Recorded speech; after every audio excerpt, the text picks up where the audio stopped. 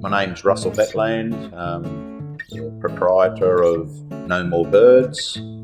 We are bird control specialists, which do all forms of bird control, quotes.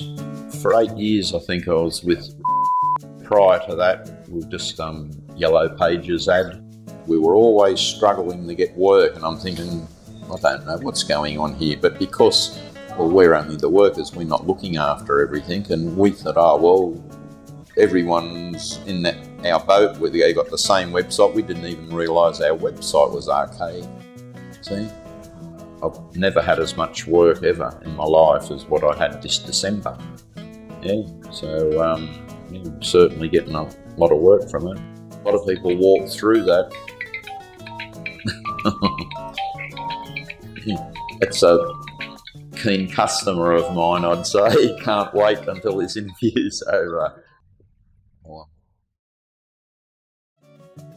I'm amazed at the results we've had so far anyway, so that's the pleasing thing. I've said to several over the years, get online or you're not going to have any work. Be a bit more on top of things, like in businesses. If you let things go, all of a sudden it's like your lawns and gardens are this long and your business is the same.